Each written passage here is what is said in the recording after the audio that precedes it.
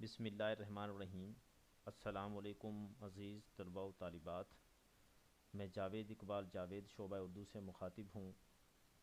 ہم B S کے programme میں عملی اردو کا جو پرچہ ہے اس کے حوالے سے موضوعات پر گفتگو کر رہے ہیں۔ عزیز طلباء و طالبات، اس سے پہلے کہ میں آج کا موضوع شروع کروں، کچھ طالب علموں نے پوچھنا چاہا ہے کہ وہ کون سی کتابیں خریدیں۔ مطلب یہ ہے کہ اس پرچے کی تیاری کے لیے وہ مزید اگر تیاری کرنا چاہتے ہیں تو کون سی کتابیں خریدی جا سکتی ہیں۔ تو اس حوالے سے میں آپ کو کچھ کتابوں کے نام لکھوا دیتا ہوں، ان کتابوں کے نام آپ لکھ لیں اور اردو بازار سے جا کے خرید لیں۔ اس میں ایک کتاب ہے اردو املا۔ اردو املا رشید حسن خان نے لکھی ہے اور مجلس ترقی ادب لاہور سے یہ کتاب باقاعدہ شائع ہوئی ہے۔ اس کے بعد دوسری کتاب ہے اردو املا اور رسم الخط۔ اردو املا اور رسم الخط اصول و مسائل، یہ کتاب ڈاکٹر فرمان فتح پوری نے لکھی ہے اور یہ کتاب سنگ میل پبلیکیشنز لاہور سے شائع ہوئی ہے۔ اسی طرح تیسری کتاب ہے اردو کا صوتی نظام۔ اردو کا صوتی نظام کے مصنف کا نام ہے ڈاکٹر محبوب الحق۔ مقتدرہ قومی زبان اسلام آباد سے یہ کتاب چھپی ہے۔ اسی طرح چوتھی کتاب ہے اصلاح تلفظ و املا۔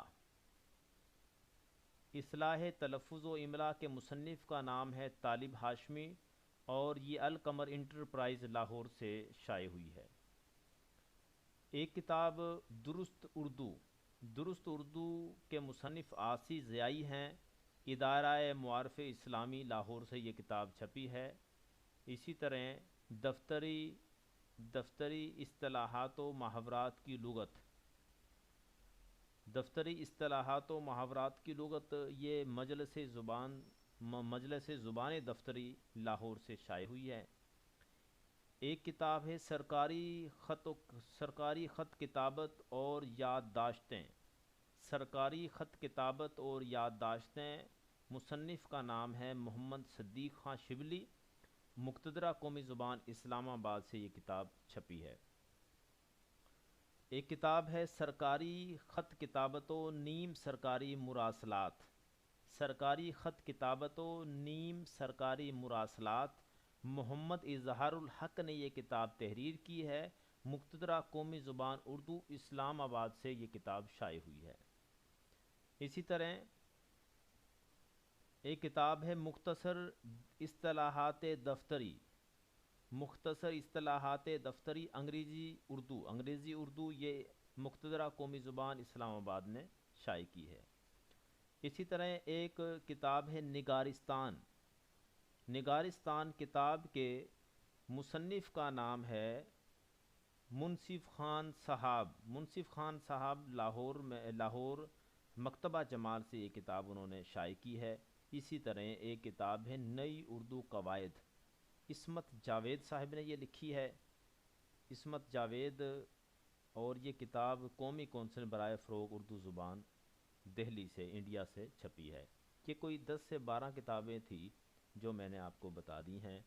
تو آپ اپنے نالج کو بہتر بنانے کے لیے، اس سبجیکٹ اور اس پرچے پر گرفت حاصل کرنے کے لیے آپ یہ ساری کتابیں خرید سکتے ہیں۔ تو عزیز طلباء و طالبات، ہم باقاعدہ اپنے موضوع کا آغاز کرتے ہیں۔ جیسا کہ میں نے پہلے عرض کی کہ ہم آج پڑھیں گے عربی حروف تہجی۔ حروف شمسی اور قمری، ان کی وضاحت پڑھیں گے ہم۔ عربی قاعدے کے مطابق عربی حروف کی 2 اقسام ہوتی ہیں، اول حروف شمسی اور دوم حروف قمری۔ یہ میرا خیال ہے آپ کو بات واضح ہو گئی ہوگی کہ عربی کا جو قاعدہ ہے اس میں عربی کے حروف کو 2 حصوں میں، 2 اقسام میں تقسیم کیا جاتا ہے۔ پہلی قسم کو حروف شمسی اور دوسری قسم کو حروف قمری کا نام دیا جاتا ہے۔ سب سے پہلے ہم دیکھیں گے کہ حروف شمسی کون سے ہوتے ہیں۔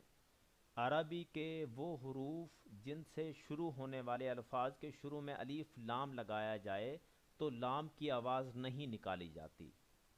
حروف شمسی سے مراد کیا ہے کہ عربی کے وہ حروف جن سے شروع ہونے والے الفاظ کے شروع میں الف لام لگایا جائے تو لام کی آواز نہیں نکالی جاتی۔ مثلا الف لام اور شمس ہم لکھیں گے، شین چونکہ حروف شمسی ہے تو یہاں ہم پڑھیں گے الشمس اگر لکھا ہوگا تو چونکہ ال کے بعد جو حرف ہے وہ شمسی ہے، اس لیے شمسی حروف میں لام کی آواز ساکن ہو جائے گی، تو اس کو ہم پڑھیں گے الشمس۔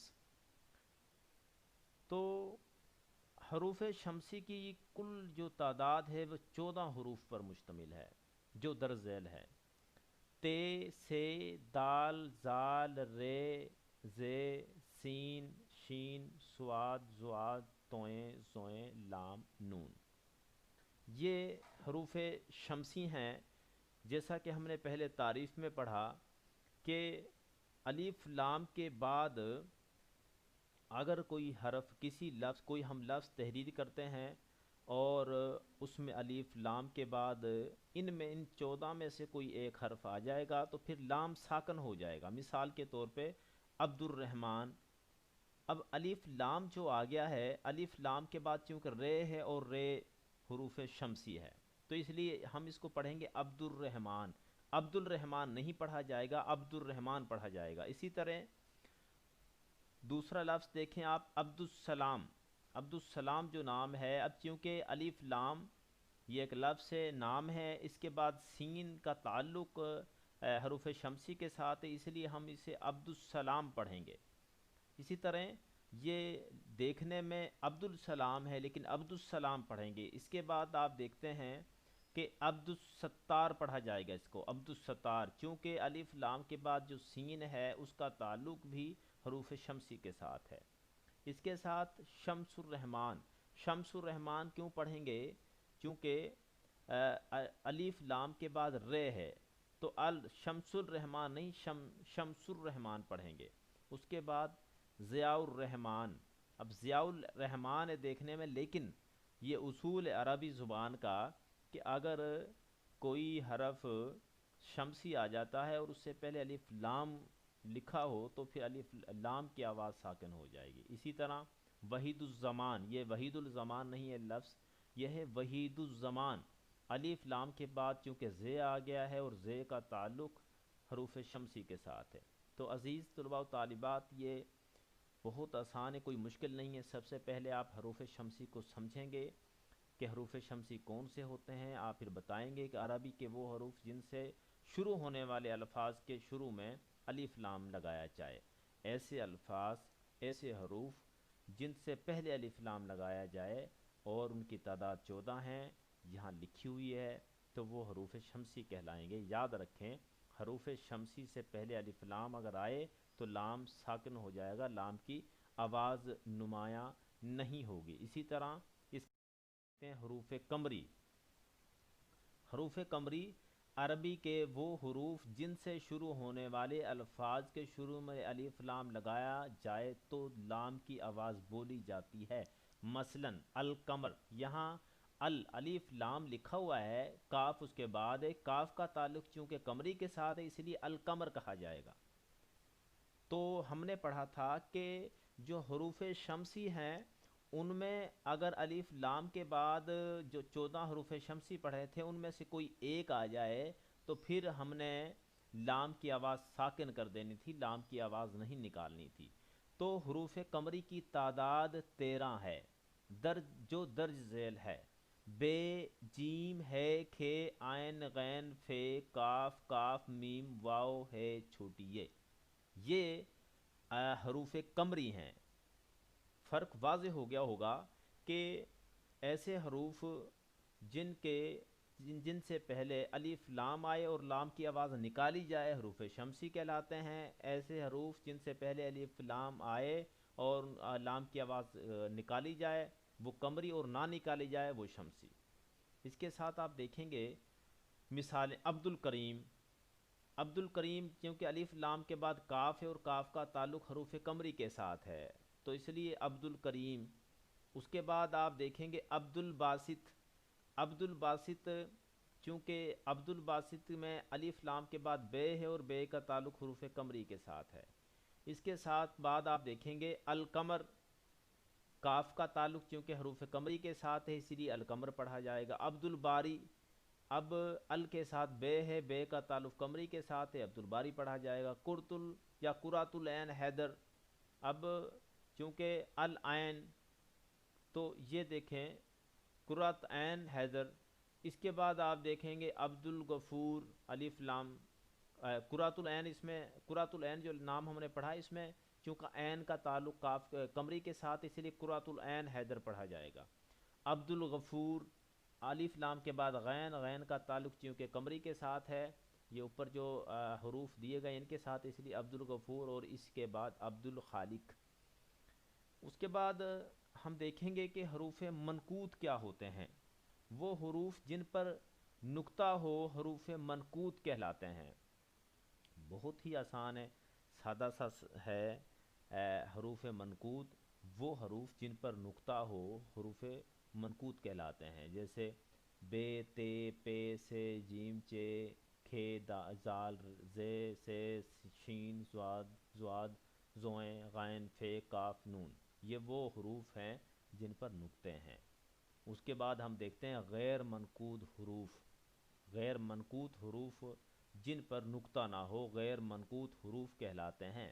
الف، لام، ہے، دال، رے، سین، صاد، عین، کاف، گاف، لام، میم، واو، ہے، چھوٹی یہ وہ حروف ہیں جن پر نقطہ نہیں ہوتا. تو ایسے حروف جن پر نقطہ ہو منقوط حروف کہلاتے ہیں، ایسے حروف جن پر نقطہ نہ ہو وہ غیر منقوط حروف کہلاتے ہیں. تو عزیز طلباء و طالبات، یہ ہمارا جو لیکچر ہے یہ حروف عربی کے حروف تہجی کے حوالے سے تھا، جن میں ہم نے سیکھا کہ حروف شمسی کیا ہوتے ہیں، حروف قمری کیا ہوتے ہیں. حروف شمسی کی پھر باقاعدہ تعریف، مثالیں ہم نے دیکھی. اس کے بعد حروف قمری کی تعریف اور مثالیں دیکھی. اس کے بعد ہم نے حروف منقوط اور غیر منقوط حروف پر گفتگو کی. امتحانی نقطہ نظر سے یہ جو سوالات پوچھے جائیں گے اس میں عربی کے حروف تہجی کی وضاحت کیجیے. جب آپ سے عربی کے حروف تہجی کی وضاحت طلب کی جائے گی تو آپ یہ پورا لیکچر جو میں نے آج پڑھایا آپ کو یہ سارا لکھیں گے. اگر آپ سے سوال کیا جاتا ہے حروف شمسی اور حروف قمری کی وضاحت کیجیے تو پھر حروف شمسی اور قمری دونوں کی وضاحت کریں گے، دونوں پہ آپ بات کریں گے. عزیز طلباء و طالبات، یہ ایک اہم لیکچر ہے. جیسے کہ پہلے ہم نے 2 لیکچر پڑھے ہیں وہ بھی اہمیت کے حامل ہیں، اور امتحانی نقطہ نگاہ سے جو اہم سوالات ہیں وہ بھی میں نے نیچے لکھ دیے ہیں تاکہ آپ آسانی سے سیکھ سکیں. تو میں امید کروں گا کہ آپ بارہا مشق کریں گے، اس کو یاد کریں گے، اس کو دیکھیں گے، اور ظاہری بات ہے آپ اس پہ محنت کریں گے تو آپ کو آسانی سے یہ تمام جو باریکی کی باتیں ہیں یہ یاد ہو جائیں گی، اور عام معمول کی زندگی کے لیے بھی یہ چیزیں انتہائی اہمیت کی حامل ہیں. بہت شکریہ. اللہ حافظ.